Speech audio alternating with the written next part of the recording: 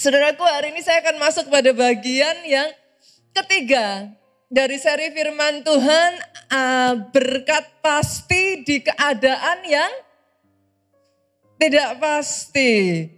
Dan bagian yang ketiga ini, saudaraku, saya akan membagikan satu topik yang cukup menarik, Pak. Saya banyak di DM beberapa waktu ini mengenai topik yang satu ini, yaitu tentang hutang. Tentang hutang, saudaraku. Berapa banyak yang mau belajar hikmat bebas hutang? Oh, aminnya boleh yang paling keras. Aminnya boleh lebih keras lagi. Saya berdoa ya saudaraku, selama firman ini diberitakan, saudara tangkap hikmatnya. Yang paling utama, saudara, yang paling utama, tangkap kebenarannya dulu. Kenapa? If you know the truth, kalau saudara tahu kebenarannya, maka the truth shall set you free. Kebenaran itu akan membebaskan saudara. Oke? Nah, saya akan memulai dengan mengatakan ini saudaraku. Di masa yang tidak pasti. Sebagian orang menyebutnya masa yang sukar. Di masa yang tidak pasti saudara punya dua pilihan. Multiplikasi hutang atau multiplikasi berkat. Yang mana yang saudara pilih? Karena jujur, godaan untuk hutang tambah besar. Jangankan saudara. Lah bangsa-bangsa loh saudara, negara-negara besar di seluruh dunia aja mengalami lonjakan tingkat hutang mereka. Perusahaan-perusahaan besar di seluruh dunia, saudaraku, sampai mengalami apa? Kalau orang Jawa bilang mentok, Bu. Plafonnya sudah habis. Tidak terlepas dengan ya pasti saudaraku, individu demi individu. Tapi izinkan saya mengatakan ini saudaraku. Sebenarnya tidak ada sesuatu yang baru di muka bumi ini kok. Apa yang terjadi sekarang itu sudah pernah terjadi. Sekian tahun yang lalu. Kalau saudara masih ingat 7 tahun masa kelaparan Pak. Zamannya Yusuf. Orang-orang terjebak hutang begitu rupa saudaraku, sampai Alkitab mengatakan mereka menjual rumah. Kalau zaman sekarang menjual rumah itu kan menjual aset toh saudaraku. Nah kalau orang sudah sampai di titik yang harus jual aset, Pak, menurut saudara itu sudah di keadaan yang berbahaya enggak kalau sampai willing jual aset? Ya pasti sudah kepepet saudaraku. Tapi ternyata jual aset pun enggak cukup loh Pak. Jual aset nggak cukup, sampai-sampai Alkitab mencatat di masa itu mereka harus jual ternak dan ladang. Saudara harus memahami di zaman itu ternak dan ladang itu pekerjaannya mereka yang paling utama.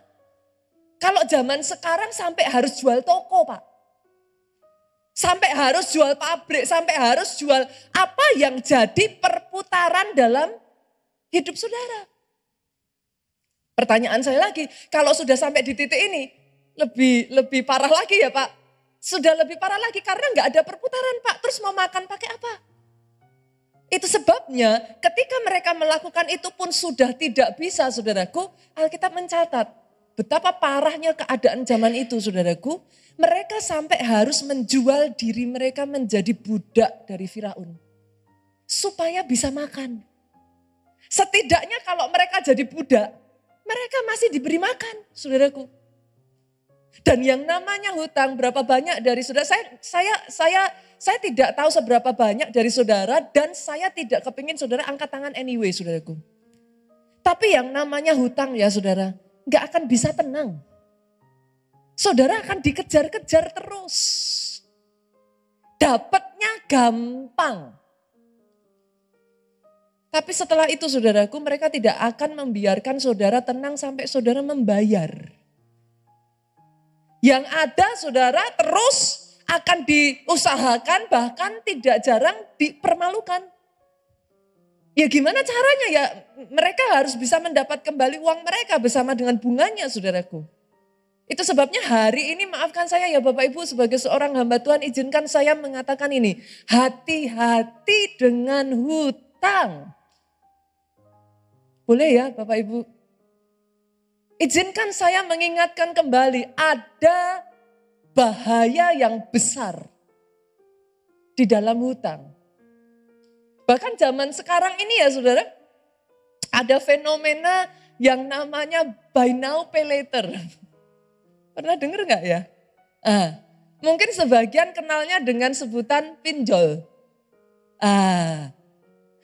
Betul ya Bapak Ibu?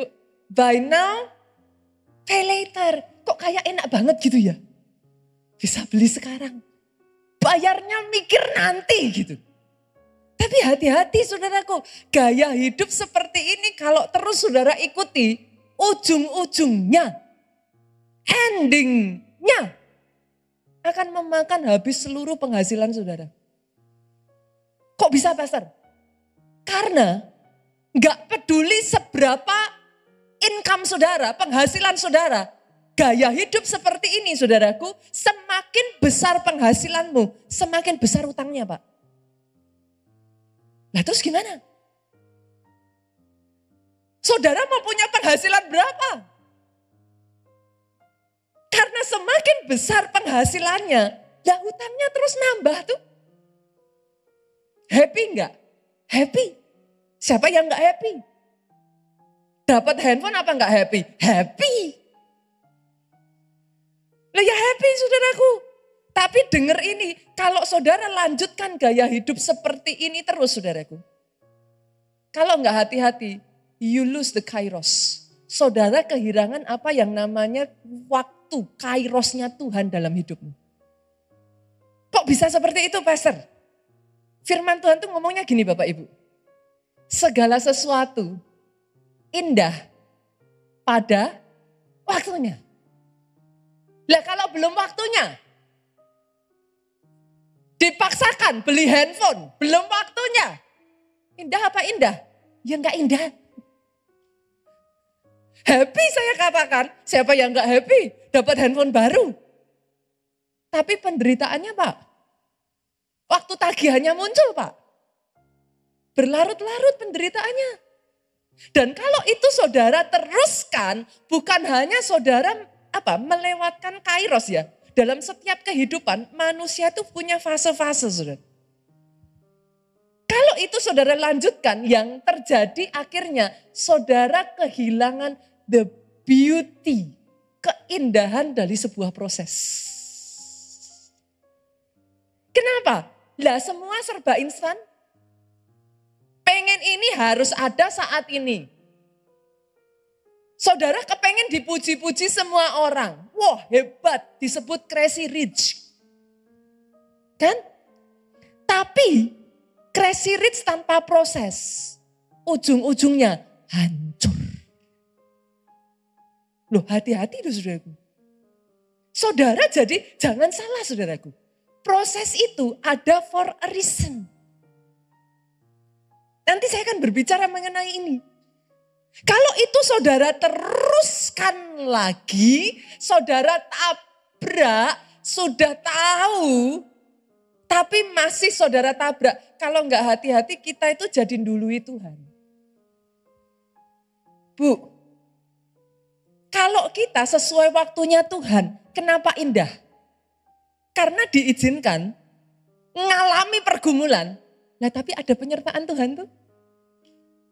Dari situ saudara bisa bersaksi, Tuhanku hidup. Dari situ jadi indah, kenapa? Karena tiba-tiba mata saudara terbuka. Bagaimana sepanjang kehidupanmu Tuhanmu tidak pernah melepaskan engkau. See? That's the important about process. Kalau saudara terus nabrak, saudara mendahului Tuhan. Ya ibaratnya gimana sih saudaraku? Kalau mau-maunya sendiri ya saudara harus konsekuen tanggung jawab tuh terhadap apa yang ada di depan kan gitu. Padahal berapa banyak dari kita yang sadar kekuatan manusia terbatas. Tanpa Tuhan, bagaimana kita bisa menghadapi semuanya. Dan yang terakhir saudara, kalau saudara terus masih ditabrak. Tahun ini kita punya tema apa Bapak Ibu?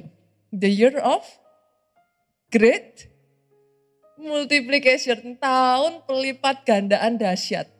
Harusnya yang dilipat gandakan semua hal yang baik Pak. Dilipat gandakan damai sejahteranya. Dilipat gandakan kecintaannya sama Tuhan. Dilipat gandakan buah-buah rohnya. Bahkan dilipat gandakan berkat. Lah tapi kalau ini dilanjut-lanjutin. Multiplikasi hutang toh Pak. Apa enaknya? Itu sebabnya hari ini saudaraku sebagai hamba Tuhan jarang loh di gereja dibahas mengenai ini. Betul? Tapi saya rasa saudaraku, saya melihat ada sangat banyak orang DM saya mengenai hal ini. Saya rasa gereja harus berbicara. Dan saya berdoa ketika saudara tangkap ini, saudara dengar ini, terima kebenarannya terlebih dulu. Oh terima kebenarannya. Saya mesti gimana pastor? Belajar yuk. Sekalipun tidak enak. Sabar. Sabar. Ikuti waktunya Tuhan. Seringkali kan banyak masalah itu jadi tambah besar bukan karena masalahnya tapi kita nggak sabar ngadepin masalah. Kita tabrak dengan cara kita, ujungnya masalahnya jadi tambah parah. Satu kali ya saudaraku, ada seorang gadis kecil senang sekali dia curious yang namanya anak kecil tuh gimana sih saudara ya apa sih kalau lihat benda-benda yang kayak dia nggak pernah lihat itu kan kayak imajinasinya udah kemana-mana kan. Anak saya nemuin kayak ini saudaraku batu aja sudah langsung, oh mami this is fossil. Langsung loh anak kecil itu imajinasinya beda kayak kita saudaraku. Dia sudah bisa bayangin ini dari tahun berapa, jutaan tahun. Ini sangat aneh, ini sangat unik. Itu anak kecil. Satu ketika ada gadis kecil saudara nemuin kepompong. Wah buat dia itu something yang very very special. Saudara. Dia temuin kepompong, dia lihat. Kok kepompongnya gerak-gerak. Dia tanya sama maminya ini apa. Maminya bilang ini kepompong. Sebentar lagi keluar kupu-kupunya. Dia tertarik, dia gak kemana-mana, dia tungguin saudaraku. Dia dengan santainya dia lihat. Tapi setelah sekian lama dia tungguin, itu kupu-kupu gak kunjung keluar. Dia jengkel. Kok gak keluar-keluar? Kupu-kupunya gak kuat. Dia bingung saudaraku. Gimana caranya dia bisa bantu. Dia cari gunting saudara. Loh, namanya anak kecil coba saudara lihat. Yang namanya anak kecil itu idenya tuh out of the box. Gak terpikirkan. Dia cari gunting. Dia mikir, ini kok gak keluar-keluar nih kupu-kupu kasihan. Digunting saudaraku. Diguntinglah dan berhasil keluar. Dia happy. Kupu-kupunya keluar. Cantik saudara, cantik. Tapi tahukah saudara, forever kupu-kupu yang cantik ini tidak akan pernah bisa mengepakkan sayapnya dan terbang. Kenapa? Dia tidak melalui proses. Proses yang berat itu memaksa sayapnya harus bertumbuh. Gak enak. Tapi sayapnya mengembangkan kekuatan. Tapi ketika anak kecil ini memaksakan, kupu-kupu itu keluar Pak. Tapi selamanya dia hanya bisa berjalan di tanah. Dia tidak akan pernah menikmati seperti apa itu enaknya rasa dari madu. Dia nggak pernah bisa terbang dan hinggap dari satu pohon ke pohon berikutnya. Pastor tidak tahu berapa banyak gaji saya. Pastor, gaji saya kecil. Sorry saudaraku, hutang tidak ada kaitan dengan gaji. Saya melihat orang yang gajinya 2 miliar, 1 miliar, hutangnya tidak kalah besar. Hutang tidak ada kaitan dengan gaji. Tapi pastor nggak tahu betapa berat hidup saya. Tahukah saudara, ketika saudara mengizinkan masa itu, fase tahapan itu, apa yang kau dapatkan? Disitulah saudara, dari masa-masa beratnya gaji yang masih kecil, Pak. Kita belajar mengelola keuangan dengan baik. Nggak terpikirkan tuh? Lah kepepet? Lah mau gimana? Yang ada hanya segitu, Bu. Kan kepepet. Apa? Orang Jawa bilang dicake. Betul? Dengan yang ada ya gimana caranya? Di squeeze. Diempet-empet. Kalau bahasa Perancisnya, saudara. Diempet-empet sedemikian rupa supaya cukup. Itu kau belajar pada saat apa? Masa sukar. Engkau belajar kreatif. Kok bisa kreatif, pastor? Lah gimana? Kata orang, saudaraku, tidak ada rotan, akar pun jadi tuh. Tapi saudara belajari dari saat apa? Pada kondisi berat. Satu proses ya Pak, ketika kau tidak melewatkan itu, disitulah kau belajar menekuk lututmu. Enggak enak. Tapi di situ kau menekuk lututmu dan engkau belajar berseru kepada Tuhan. Masa yang tidak akan kau dapatkan di keadaan yang baik. Itu semua diizinkan. Dan dari situ saudaraku, saudara mengerti, menghargai arti berkat kecil sekalipun.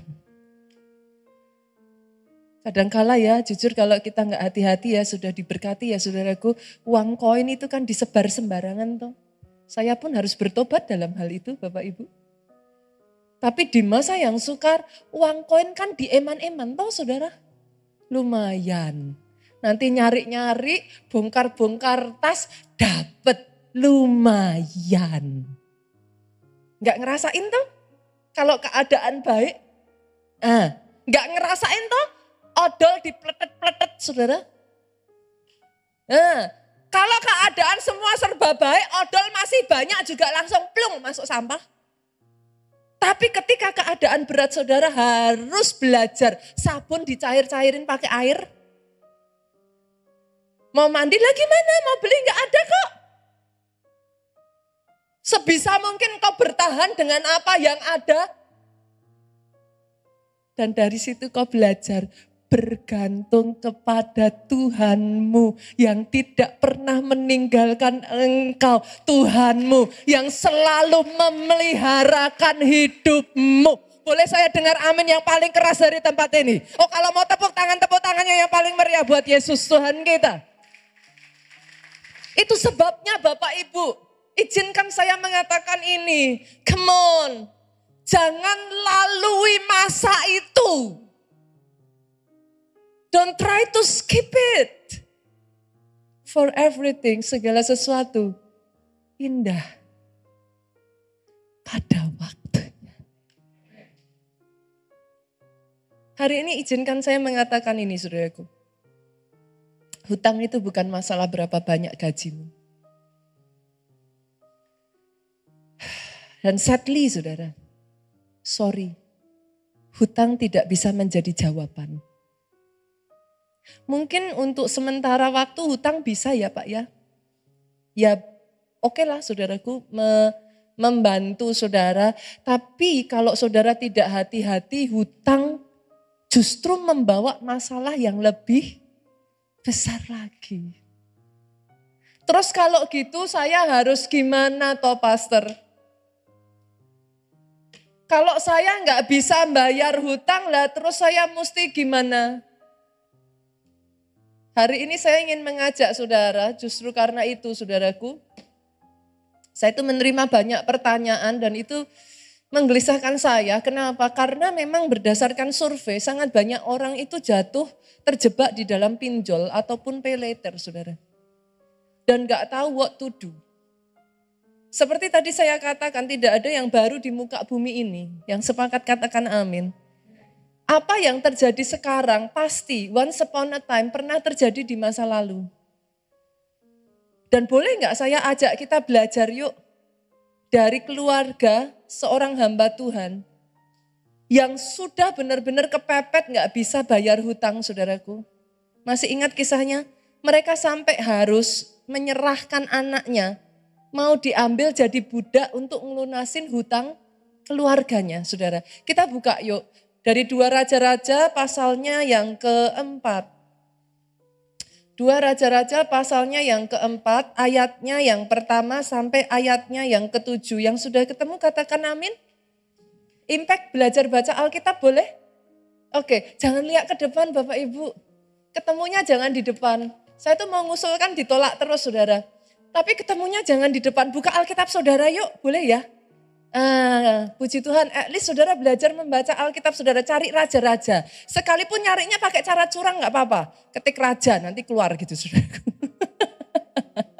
Gak apa-apa, tapi yang penting saudara buka Alkitab aja deh. Gak lupa masih punya Alkitab. 2 Raja-Raja 4 ayatnya yang pertama saya bacakan buat saudara. Salah seorang dari istri-istri para nabi mengadukan halnya kepada Elisa sambil berseru, hambamu suamiku sudah mati.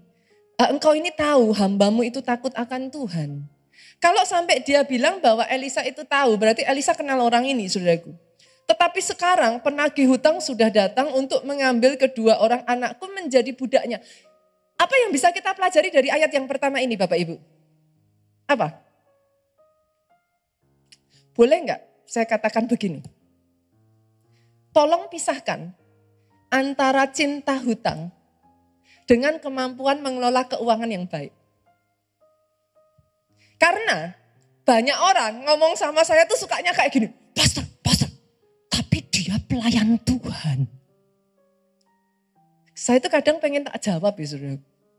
Terus hubungannya apa? Loh pastor, dia pembicara. Jadi ternyata banyak orang itu masih mengaitkan kalau orang itu adalah pelayan Tuhan, dia pendeta, dia pengkhotbah. Harusnya tidak mungkin itu terjadi. Jadi hari ini saya mau garis bawahi saudaraku. Pisahkan mau dia pendeta kayak pengkhotbah kayak di cerita ini. Orang ini nabi. Pisahkan antara yang namanya cinta Tuhan dengan kemampuan mengelola keuangan. Yang mengerti katakan amin. Itu sebabnya hari ini kita mau belajar. Karena banyak orang datang sama saya DM ke saya, itu ngomongnya kayak gini, Pastor, tapi saya sudah berdoa. Saya tuh gemes kadang saudaraku. Pengen tak cekik gitu saudara. Kok utang saya belum lunas-lunas? Saya tuh antara, gimana saudaraku? Saya tidak mengatakan bahwa saudara tidak harus berdoa. Itu sebabnya hari ini saya kepengen saudara bisa melihat dengan cara yang proper. Boleh Bapak Ibu? Dengan cara yang seimbang, balance. Kita lanjutin dulu ya, ayat ini kita lanjutin dulu ya. Ayat yang kedua kita baca, nanti saudara bergantian dengan saya, ayat 3 saudara baca, kita bergantian. Jawab Elisa kepadanya, apakah yang dapat kuperbuat bagimu? Beritahukan kepadaku apa-apa yang kau punya di rumah. Berkatalah perempuan itu, hambamu ini tidak punya sesuatu apapun di rumah kecuali sebuah buli-buli berisi minyak. Ayat 3 yuk dengan suara keras 2, 3. Lalu pergilah. Yes. Jangan terlalu sedikit. Kemudian masuklah, tutuplah pintu sesudah engkau dan anakmu masuk. Lalu tuanglah minyak itu ke dalam segala bejana. Mana yang penuh angkatlah. Ayat 5 yuk. Pergilah. Oke.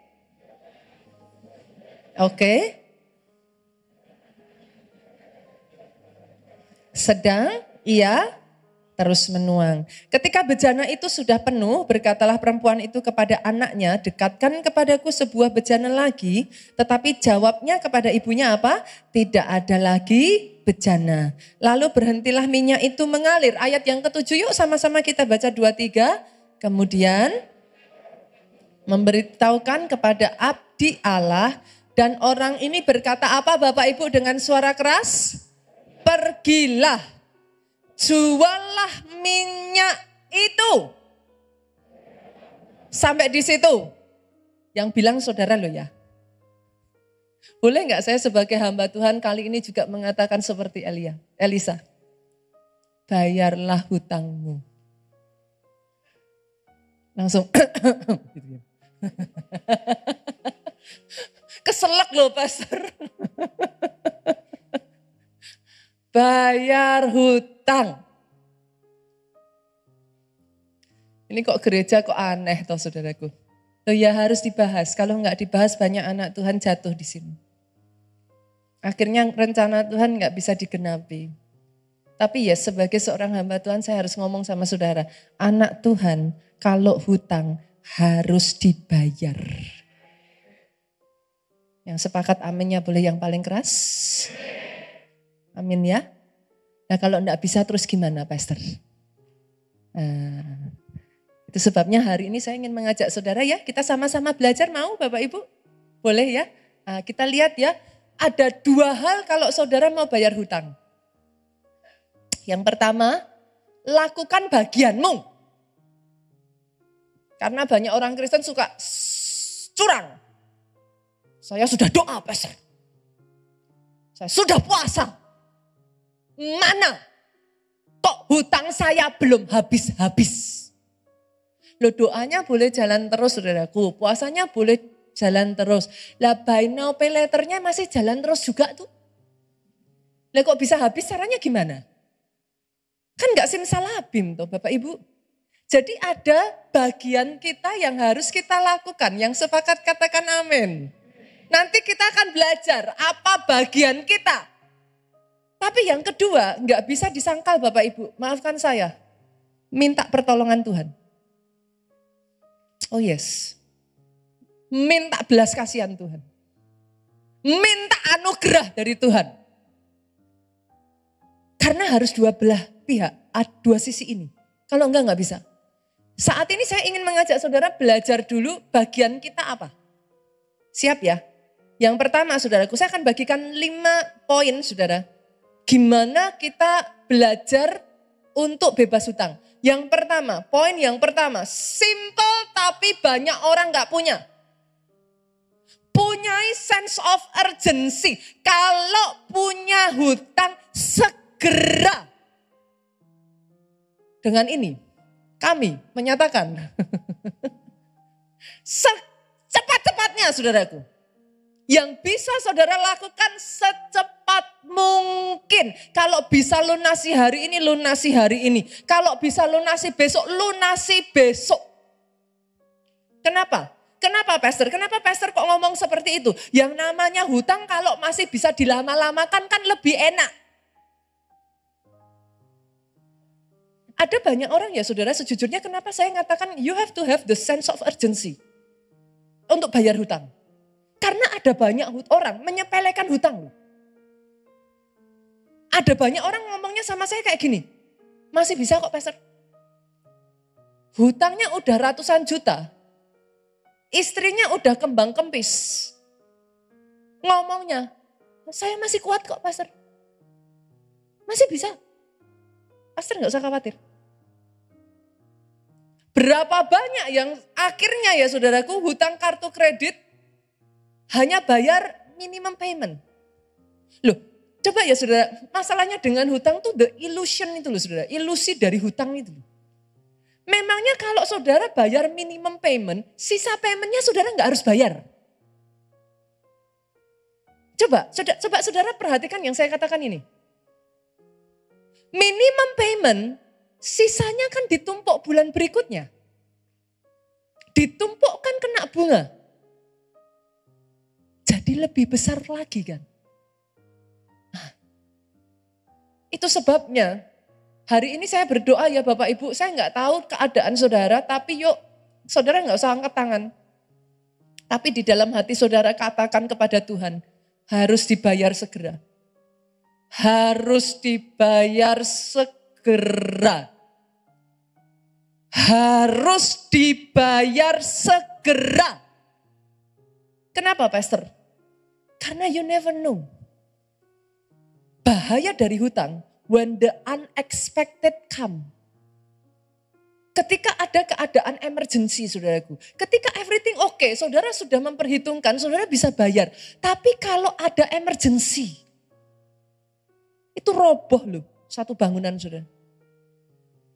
Keuangan keluargamu yang sudah kau susun sekian lama bisa hancur loh itu. Itu sebabnya kenapa banyak perusahaan yang mengandalkan hutang robohnya di masa-masa seperti pandemi kemarin tahun 98. Kenapa, saudara? The unexpected come. Manusia itu apa? Sampai ada peribahasa sepandai-pandainya tupai melompat akan jatuh juga. Yang namanya tupai, ada nggak di sini yang pernah lihat tupai jatuh?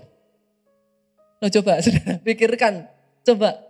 Nah, kemungkinannya kan sepersekian toh, jarang toh. Maka saudara nggak pernah lihat toh, tupai cerut gitu, jatuh bok gitu saudara. Kenapa? Karena secara manusia memang dia punya keahlian untuk itu. Betul. Saudara mungkin sudah memperhitungkan dan lain sebagainya, betul. Tapi maafkan saya saudaraku, there is unexpected thing happen.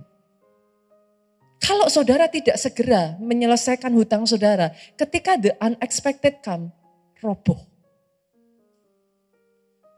Harus diselesaikan.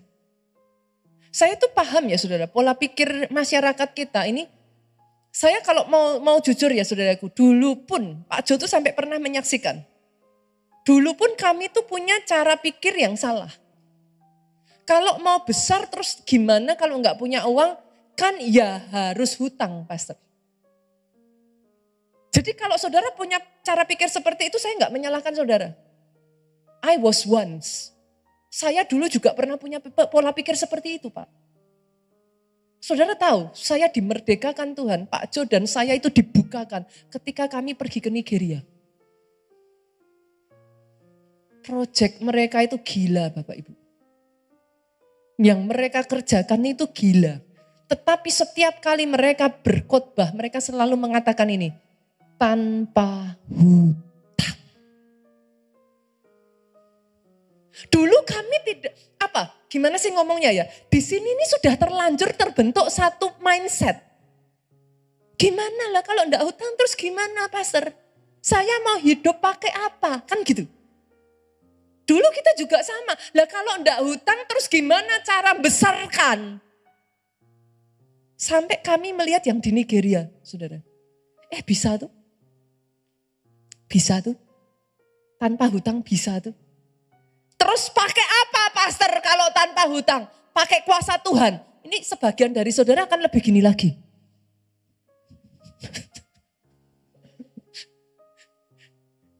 Pastor tadi nyuruh kami untuk balance. Nggak ngeroh. Sekarang pastornya yang ngeroh. Pakai kuasa Tuhan. Saudara perhatikan ya. Saudara perhatikan. Sampai detik hari ini ya saudaraku. Sejak gereja ini bertobat, sejak kami bertobat. Maaf Bapak Ibu, dengan anugerah Tuhan dan kuasa Tuhan, tempat ini dibeli tanpa hutang. Pastor mau bragging, pastor mau nyombong, enggak. Saya hanya ingin menunjukkan kepada saudara, bisa. Tanpa hutang. Karena dulu pun saya nggak bisa. Dimulai dari ini. Mindset dulu. Pola pikirnya dulu. Dikit-dikit nggak punya uang, harus hutang.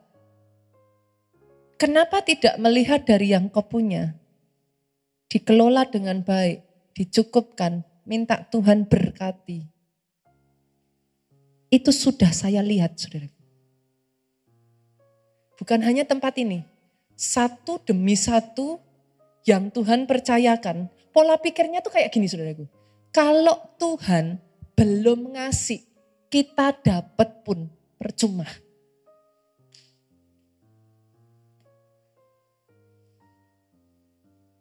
Kalau enggak hati-hati ya saudara, saya katakan saya disclaimer dulu ya.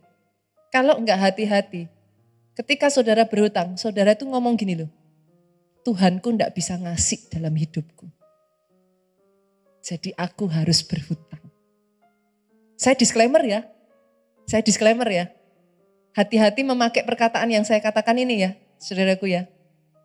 Oke, yang mengerti boleh katakan amin. Karena saya paham sebelum mindset di sini, saya tahu kok saudara ketika saya menyampaikan ini, ada sebagian dari saudara itu di sininya ini bergumul terus. Tapi kan.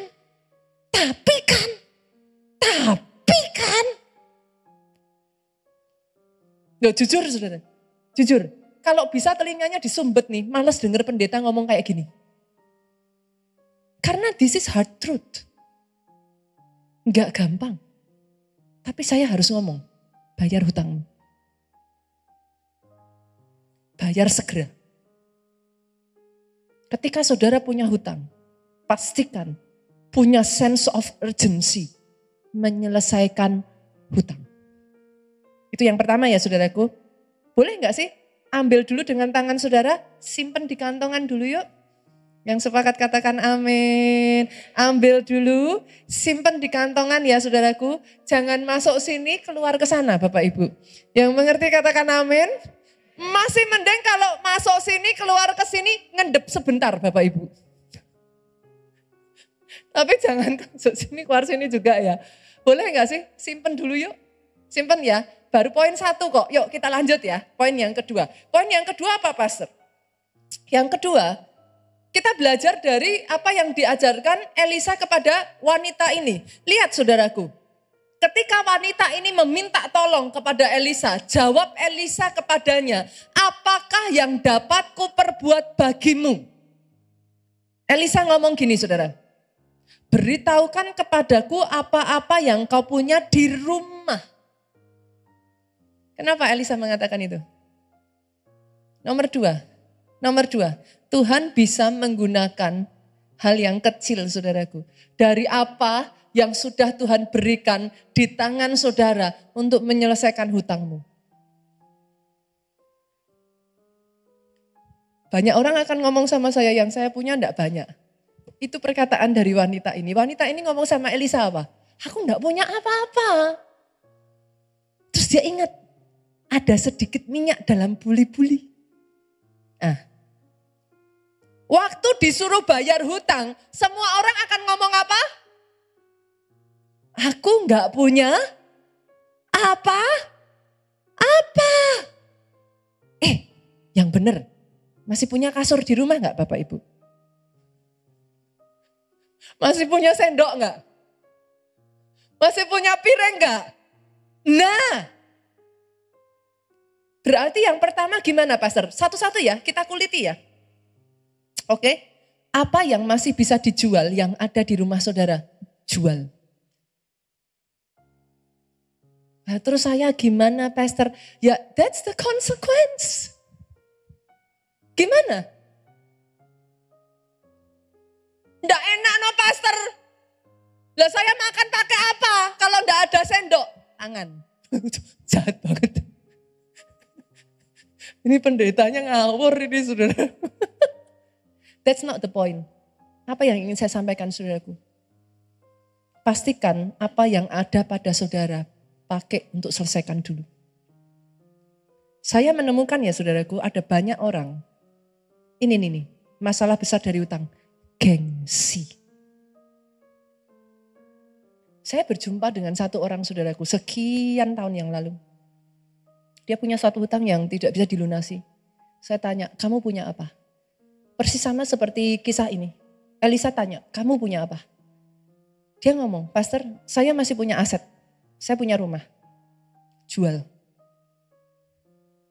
Nanti dulu Pastor. Saya akan mengusahakan dulu. Kalau saya jual rumah saya, orang akan lihat gimana? Pernah dengar kata-kata itu sudah? Kalau saya jual rumah saya, nanti istri saya justru akan sakit, Pastor. Dia akan terpukul. Pernah dengar kata-kata itu Bapak Ibu? Tapi maafkan saya saudara, 1 tahun berlalu, orang ini datang lagi kepada saya. Pastor, sekarang saya sudah angkat tangan. Saya nggak bisa. Saya mengatakan hal yang sama. Jual rumahmu. Tahukah saudara, pada 1 tahun setelah dimana dia willing, jual rumahnya pun sudah nggak bisa membiayai hutangnya. That's the hard truth. Kalau 1 tahun yang lalu dia lakukan itu, dia jual rumahnya, dia masih dapat sisanya. Dia bisa belikan sekalipun rumah yang kecil. Itu bahayanya dari hutang, saudara. Yang saudara tidak sadari, bunganya. That's the scary thing about that. Hutang. Ini kisah nyata, saudara. Pada saat dia datang kepada saya 1 tahun kemudian, dia mau jual rumahnya pun. Dia katakan, Pastor, hutang saya belum selesai. Saudara tahu apa yang akhirnya harus dia lakukan? Dia harus jual lebih banyak lagi. Jangan sepelekan hutang. Bukan buy now, pay later. Buy now, pay now. Yang sepakat katakan amin. Sekalipun berat tetap sepakat katakan amin. Pendetanya makso ini. Saya tahu gak enak saudara. Tapi belajar dari yang kecil yang engkau punya Tuhan bisa pakai. Maksudnya gimana? Yang kedua saudaraku. Apa yang ada di tanganmu? Skill apa yang kau punya? Karena banyak orang Kristen pola pikirnya, aku sudah berdoa, harusnya Tuhan bantu aku ngelunasin. Aku sudah puasa, tapi kok Tuhan belum jawab. Dari surga Tuhan juga nunggu. Kenapa saudaraku? Berkat bisa turun lewat tangan yang kau miliki, berjuang dan bekerja dari yang kecil. Tuhan bisa berkati untuk melunasi hutang. Oh yes. Boleh gak hari ini kita pahami ini dulu yuk? Hutang gak lunas dengan sendirinya? Yang sepakat katakan amin. Gak enak ya Bapak Ibu ya? Gak enak ya. Tapi saya juga ingin mengatakan seperti ini saudara. Ada kasus-kasus yang saya temui ya saudaraku. Tuhan gerakkan orang untuk melunasi hutang. It's not impossible. Itu mungkin terjadi. Tapi yes, cara Tuhan. Apa yang kau punya di tangan, Tuhan berkati. Tuhan pakai untuk menyelesaikan hutang. Itu yang kedua ya Bapak Ibu. Masih bersabar dengan saya? Boleh masih bersabar? Masih semangat? Yang ketiga Bapak Ibu. Yang ketiga yuk kita lihat.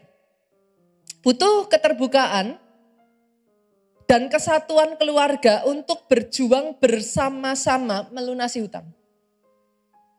Banyak masalah yang saya lihat dari hutang yang semakin parah itu karena tidak ada keterbukaan antara suami dan istri saat mengambil hutang. Suaminya ngambil hutang, gengsi mau ngomong sama istri. Istrinya nggak tahu apa-apa Bapak Ibu. Sampai sudah meledak, istrinya dikasih tahu, itu pun cuma sejumput. Pernah dengar cerita-cerita begini? Oke? Enggak kok, hutangnya cuman ini kok, cuman ini. Nanti dikorek lagi, cumannya beranak saudaraku. Cuman ini tambah satu lagi. Tapi cuman itu doang. Dikorek lagi, punya anak lagi. Pernah enggak? Pernah dengar kisah-kisah begitu enggak? Tidak adanya keterbukaan justru membuat lebih parahnya hutang. Bahkan kalau saudara tadi pelajari dari kisah ini ya saudaraku, baru aja kita baca ya. Menurut saudara loh, sampai hutangnya nggak bisa dibayar, anak mau diambil. Menurut saudara loh, apakah tiba-tiba nih nabinya ini langsung ngambil hutang besar? Jangan salah. Biasanya yang pertama ya saudaraku, saya nggak tahu ya, setiap orang bisa berbeda-beda. Tapi majority orang kalau mau ngambil hutang yang pertama tuh mikir. Maju mundur. Tapi sekalinya ngambil, wah nggak apa-apa. Ngambil lagi, karena dapat jalan tuh. Nah, tadinya kan tidak tahu nih apa yang di depan mata. Sekalinya ngambil lagi. Nggak akan langsung saudaraku, langsung meledak itu nggak akan. Itu sudah dalam periode waktu yang cukup lama disimpan. Tapi coba yuk saya ajak, boleh nggak Bapak Ibu? Gimana cara perempuan ini dipakai Tuhan menyelesaikan hutangnya saudara. Lihat yuk, kita lihat. Tips-tipsnya dari sini kita bisa belajar saudara. Lihat, berkatalah perempuan itu ayat yang ketiga. Lalu berkatalah Elisa, pergilah mintalah bejana dari luar daripada segala tetanggamu, bejana kosong tetapi jangan terlalu sedikit. Kemudian bla bla bla bla bla saudaraku, ayat yang kelima, perempuan itu bersama dengan siapa saudara? Anak-anaknya kan saudara, dia ambil nih. Dia masuk ke kamar, anaknya mendekatkan bejananya. Coba perhatikan saudara, ada momen-momen ya saudara, boleh maafkan saya saudara. Ada momen-momen it's okay, hanya suami yang bekerja. It's okay. Kalau itu mencukupi. Tapi kalau nggak cukup, boleh nggak ibu-ibu, istri juga bekerja? Dalam banyak situasi itu saya menemukan seperti ini. Ketika istrinya diminta bekerja, istrinya apa? Orang Jawa bilang jegeg.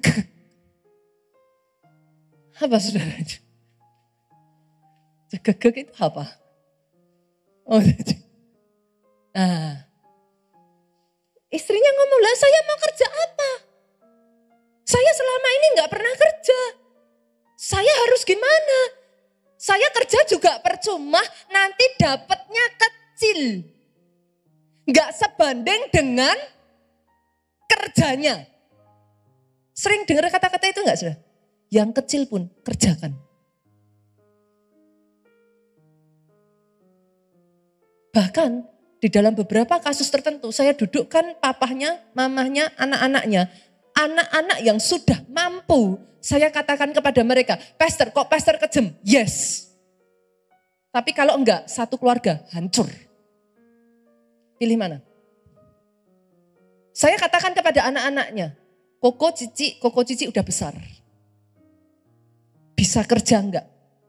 Dan saudara akan takjub dengan bagaimana banyak anak menanggapi itu dan berkata, Koko Cici bisa kerja Pastor.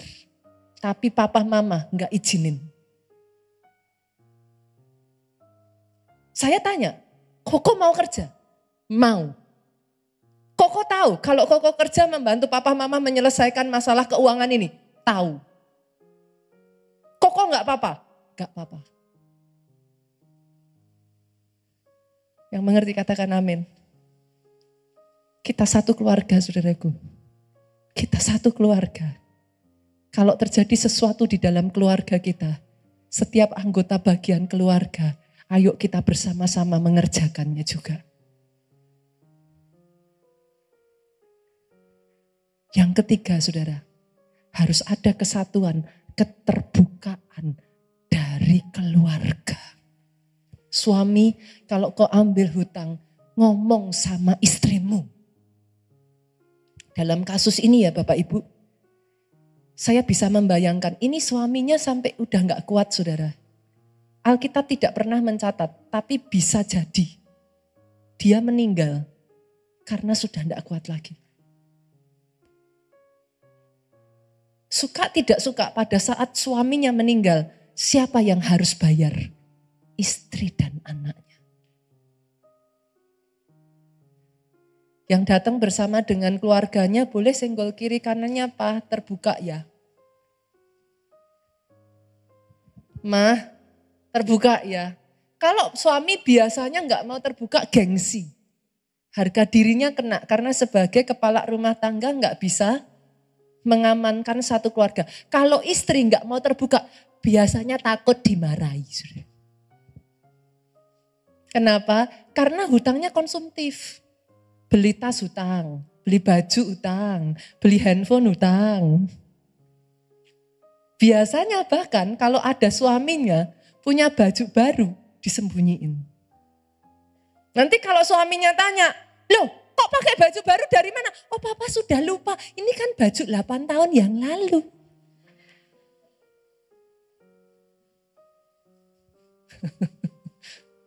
Boleh ya Bapak Ibu ada keterbukaan?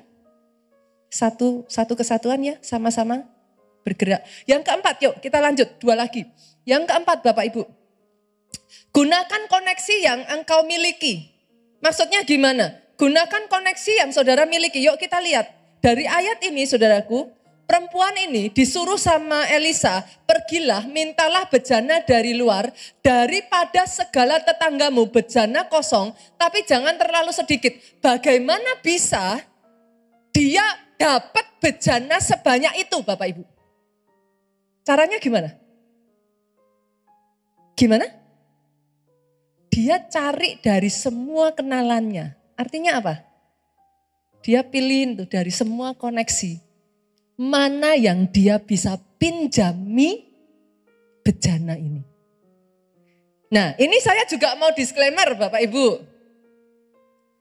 Banyak yang menyalahartikan ayat ini. Loh tuh pastor disuruh pinjam lebih banyak. Galaknya beli tuh saudaraku. Itu Elisa suruh perempuan itu pinjam dari segala tetangganya. Loh sorry loh saudara, yang disuruh pinjam itu apa? Dibaca lagi. Bejana kosong. Maksudnya tuh gimana toh? Oke, kita pahami ya saudara, bukan pinjam uang lagi. Tapi gini saudaraku, kadangkala maksudnya bejana kosong tuh gini, itu di tetangganya juga apa? Kalau bahasa Jawanya, bahasa Jawa tuh mantep banget ya saudaraku.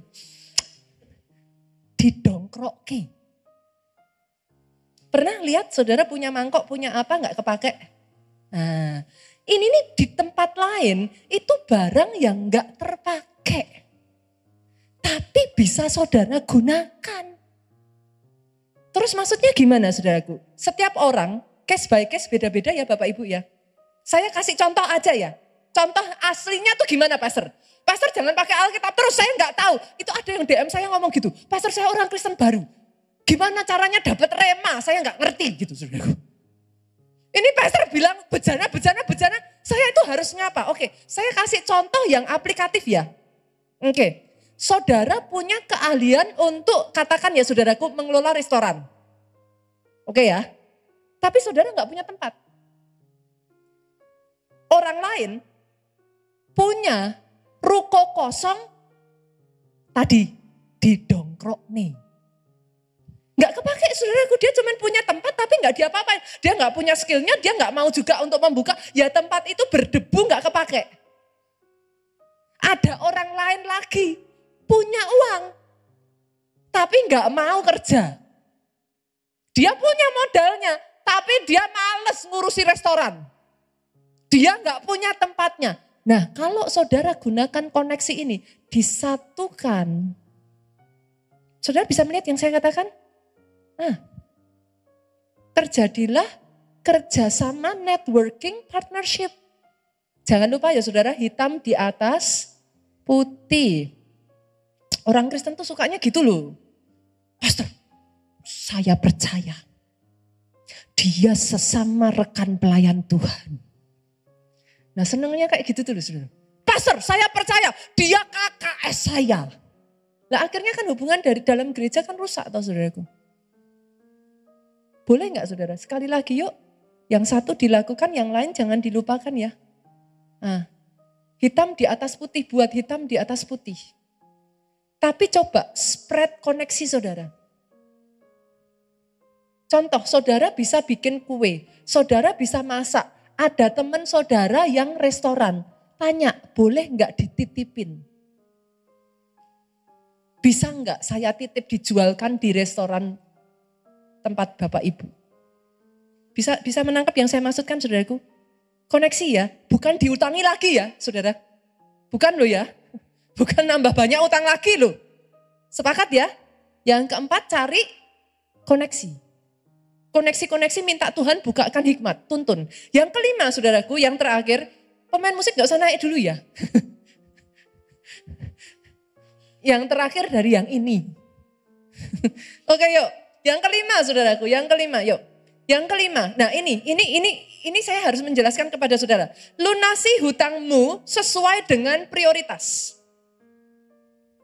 Maksudnya gimana? Lunasi hutang sesuai prioritas. Sorry saudaraku, setiap hutang itu statusnya nggak sama. Oh, hutang punya status ya, Pastor? Iya. Hutang ada statusnya tadi katanya. Sudah menikah? Jomblo? Hutang punya status, saudara. Maksudnya gimana? Hutang itu beda-beda. Satu, ada hutang yang ada agunannya atau tidak. Itu beda, saudaraku. Bobotnya beda. Sama-sama hutang, ada yang nggak pakai agunan. Ada temen yang deket sama saudara, udahlah pakai dulu.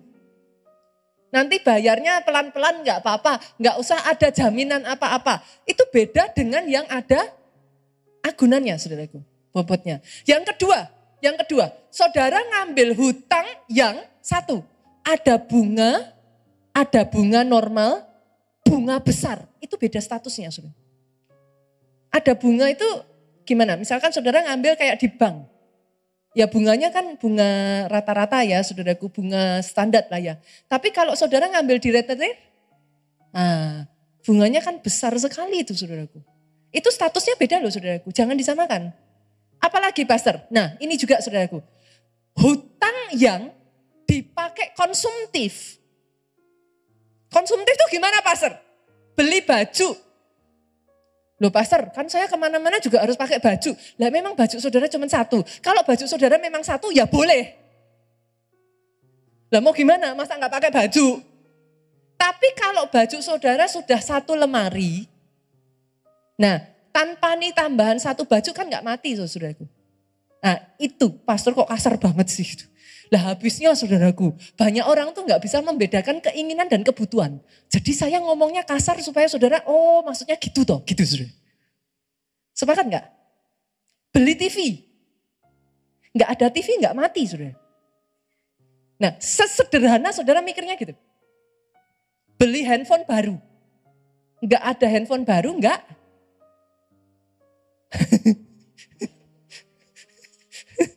Saudara ngerti ya tapi yang saya maksudkan ya. Oke, nah bedakan. Maksudnya gimana? Ada hutang yang konsumtif tapi ada hutang itu yang untuk saudara kerja. Hutang kerja. Nah, kalau ini hutang kerja dengan hutang konsumtif, saudara harus pisahkan. Terus apa yang harus saya lakukan Pastor? List satu persatu terbuka. Satu demi satu di list. Taruh nih, hutang apa? Hutang apa, hutang apa, hutang apa, bunganya berapa, dampaknya apa. Setelah itu ya saudaraku urutkan, prioritaskan. Mana yang harus dihabisi pangkas dulu. Sepakat? Sepakat ya saudaraku ya. Ini saya bicaranya bukan yang kayak rohani-rohani ya saudaraku. Ini saya berbicaranya adalah common sense. Oke ya. Pangkas dulu yang paling besar. Yang paling besar yang bunganya paling tinggi. Itu paling bahaya saudara. Sebisa mungkin habisin. Pangkas. Dan saudaraku, saya disclaimer lagi nih. Kalau saudara memang sudah tidak bisa bayar, saudara harus menyatakan, declare. Memang tidak bisa bayar ya. Jangan pura-pura gak bisa bayar. Itu dua hal yang berbeda Bapak Ibu. Banyak orang yang nakal. Saya percaya anak Tuhan di tempat ini nggak nakal, aminnya yang paling keras. Di rumah masih ada motor, di rumah masih ada Mercy. Terus bilang, declare bankruptcy. Nggak bisa begitu, saudara. Nggak bisa. Pastikan memang kalau saudara benar-benar sudah nggak bisa declare. Terus gunanya apa, Pastor? Nego.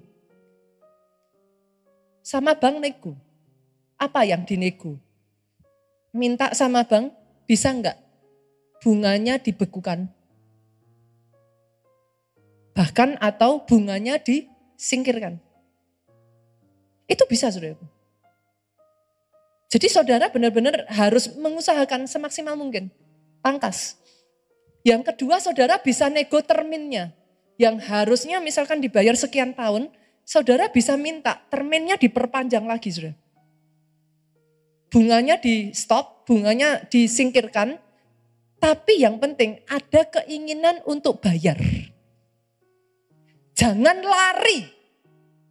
Yang sepakat katakan amin. Jangan lari. Biar 100.000, biar 50.000, usahakan bayar setiap bulannya. Dan pertahankan harus ada buktinya, saudara. Yang mengerti katakan amin. Maaf ya Bapak Ibu, gak apa-apa ya, gak bosan ya dengan hal-hal begini ya. Boleh ya, common sense Bapak Ibu. Karena saya melihat ada banyak orang tidak memahami hal ini. Pangkas, satu demi satu, dan ketika saudara membayar, notanya ataupun tanda terimanya ataupun transferannya, itu saudara simpan.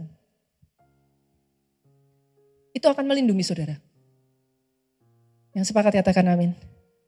Dan saya akan tutup dengan ini, saudaraku. Tidak ada yang terbaik dari saudara menyelesaikan hutang selain dari yang faktor yang paling akhir ini yang paling penting. Kenapa saya taruh di akhir kalau ini paling penting, Pastor? Kerjakan dulu bagianmu. Banyak orang Kristen tidak mau mengerjakan bagiannya, nuntut Tuhan. Menyalahkan Tuhan. Di mana salahnya Tuhan di sana? Memangnya pada saat saudara ngambil hutang, Tuhan tuh yang gerakin tangannya saudara. Enggak ada. Kita ngambil hutang atas kesadaran kita kok. Kenapa Tuhan disalahkan? Pastor, kalau gitu saya harus bagaimana? Minta tolong Tuhan. Yang pertama sudah, rendahkan diri di hadapan Tuhan. Minta ampun. Saya minta ampun apa, Pastor? Apakah hutang itu dosa? Enggak. Hutang tidak dosa. Tapi yes, hutang punya dampak dan konsekuensi yang berbahaya. Bukan urusan dosa enggak dosa, saudara. Enggak segala sesuatu itu urusan dosa enggak dosa. Dampaknya, konsekuensinya bahaya. Terus saya minta ampun sama Tuhan apa? Karena satu, saudaraku. Satu. Ketika saudara bahkan akan melangkah aja enggak minta petunjuk Tuhan. Yang kedua. Sorry saudaraku. Tapi firman Tuhan itu ngomong, jangan berhutang. Saudara boleh kasih saya semua argumentasinya ya saudara. Saya mengerti, saya paham. Saya tidak akan melawan argumentasi saudara. Sampai ketika Tuhan bukakan saya, I was the same. Tapi now I see it differently. Dalam hidup saya pribadi, saya nggak mau berhutang saudara, sekarang. Kalau saya belum bisa beli, ya nggak usah beli. Berarti memang itu belum berkat saya. Nah Pastor, kalau rumah saya gimana? Saya harus terus menerus dan lain sebagainya. Saya tidak akan masuk terlalu dalam ke situ dulu ya Bapak Ibu ya. Tapi saya akan kembali di sini. Minta anugerah Tuhan. Datang sama Tuhan minta ampun. Yang kedua, taat. Apa yang Tuhan suruh perempuan ini? Kadang disuruhnya nggak masuk akal. Saya itu pernah dengar kisah-kisah ya saudaraku. Hutangnya banyak, sudah kondisinya parah ya. Saya kasih disclaimer boleh nggak? Jangan dilakukan kalau Tuhan nggak suruh saudara ya. Sama seperti yang di TV-TV itu loh saudara. Jangan dilakukan di rumah, berbahaya. Kayak gitu saudara. Karena di dalam Tuhan itu case by case. Tapi saya yes. Kadangkala Tuhan nyuruh saudara hal-hal yang tidak masuk akal. Tapi yang saudara tidak ngerti, ketaatan saudara diambil Tuhan untuk memberkati engkau. Tapi hati-hati, saya sudah disclaimer dulu ya. Oke? Saya tidak mengatakan saya menyuruh saudara melakukan itu loh. Tapi kalau Tuhan menggerakkan saudara, saudara disuruh melakukan hal-hal yang mungkin gak masuk akal pun, jalankan. Ketaatan yang penting. Sepakat Bapak Ibu? Yang ketiga, kita datang di hadapan Tuhan, kita rendahkan diri kita. Yang kedua, kita taat. Yang ketiga, komit tidak berhutang lagi. Pemain musik boleh maju ke depan. Kenapa? Kenapa saya katakan demikian? Saudara datang sama Tuhan minta tolong supaya bisa bayar hutang. Artinya lepas dari hutang. Nah terus kok sekarang ngutang lagi? Senggol kiri kanan, jangan kapok lombok. Jangan tomat. Tobat tapi kumat. Lah kalau saudara sudah minta tolong sama Tuhan supaya lepas. Sudah dilepas. Balik lagi, salah siapa? Nah, pastor kalau gitu saya sudah ditolong Tuhan. Apa yang harus saya lakukan? Yuk baca ayat 7 tadi yuk. Ih cantik sekali ayat ini. Pergilah, jualah minyak itu, apa? Bayarlah hutangmu dan apa? Hiduplah dari lebihnya. Engkau serta anak-anakmu. Saudara ngelihat gak patternnya saudara? Saudara disuruh ngulangi proses awal. Cukupkan dengan yang ada. Proses itu harus dilalui. Ini kisah dari seorang hamba Tuhan bertahun-tahun yang lalu yang keluarganya hampir hancur kalau bukan pertolongan Tuhan. Saudara mengerjakan nomor 1 sampai 5 ya saudaraku. Dengar saya baik-baik. Kalau wanita itu mengumpulkan bejana itu dan minyak tidak mengalir sia-sia. Engkau butuh Tuhan. Tapi saya enggak mau saudara jadi orang yang Tuhan, tapi you do nothing. Saudara duduk di rumah bahkan enggak kerja, saudara menunggu hutang saudara ada yang bayar. How can it be? Come on. Saya tidak memperkecil arti mujizat. Tapi Tuhan juga minta kita gunakan hikmat, kan gitu. Sepakat? Boleh bangkit berdiri Bapak Ibu? Dimulai dari apa saudaraku? Belajar bersepakat dengan Tuhan yuk. Saya pernah diserang gara-gara urusan kata-kata profetik. Ada sebagian orang ngomong sama saya seperti ini, Pastor, kata-kata profetik itu bukannya manusia kurang ajar ya? Memangnya kita bisa nyuruh-nyuruh Tuhan? Pernah dengar yang begitu? Kita mendahului Tuhan itu. Memangnya siapa manusia berhak nyuruh-nyuruh Tuhan? Keluarga Allah keterlaluan, sesat. Boleh saya jawab Bapak Ibu? Persis seperti yang dikatakan tadi. Memangnya siapa kita manusia bisa nyuruh-nyuruh Tuhan?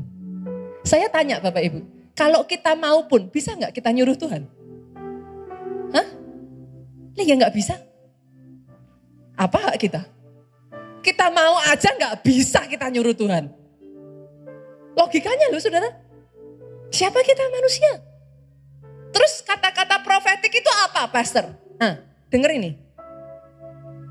Tuhan itu sudah janji. Itu sebabnya gak ngawur loh Bapak Ibu. Baca Alkitab loh.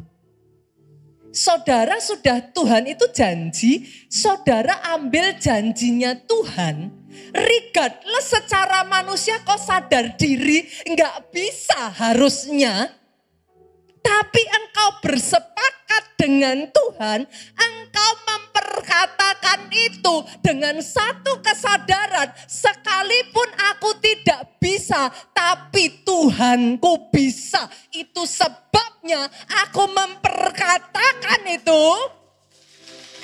Dan kenapa kata-kata profetik punya kuasa saudara? Pada saat saudara memperkatakan itu, Dia regenerates faith. Dia ngerain iman. Harusnya kan kita nggak bisa. Tapi kita memutuskan untuk mempercayai janjinya Tuhan di depan sana itu ya dan amin. Kita ngomong. Ketika kita ngomong sama Tuhan. Ya Tuhan, aku nggak bisa, tapi aku percaya firman-Mu. Karena itu regenerate faith. Oh, Tuhanmu bergerak karena iman. Sepakat? Sorak-sorak yang paling meriah buat Raja di atas segala raja. Angkat kedua tanganmu, saudaraku, diberkatilah saudara oleh Tuhan. Amin. Diberkati keluargamu oleh Tuhan. Amin. Kedua tangan yang terangkat ke atasnya. Apa yang dikerjakan tanganmu diberikan Tuhan berhasil. Amin. Ada hikmat mengalir dalam hidupmu. Amin. Amin Tuhan. Ada pintu yang dibukakan. Amin. Tuhan berkati apa yang jadi pemikiranmu. Membuahkan hasil. Amin. Amin Tuhan. Yesus Tuhan. Atas kehidupanmu aku perkatakan. Dimerdekakan. Yes. Ada kemenangan. Amin. Sejak dari hari ini. Amin. Kebenaran ini membanjiri hidupmu. Kebenaran ini membebaskan, kebenaran ini memporak-porandakan pola pikir yang sudah salah selama ini. Kebenaran ini meluruskan apa yang selama ini sudah berkelok. Ajar kami untuk bisa melihat hutang bukan solusi. Hutang bukan jawaban. Bantu kami Tuhan untuk keluar dari masalah hutang ini. Saudaraku pulang dari tempat ini dengan membawa sukacita, damai sejahtera Allah Bapa, cinta kasih Yesus Kristus, persekutuan dengan Roh Kudusnya sekarang sampai selama-lamanya. Engkau yang diurapi, diberkati, katakan dengan suaramu yang paling keras. Amin.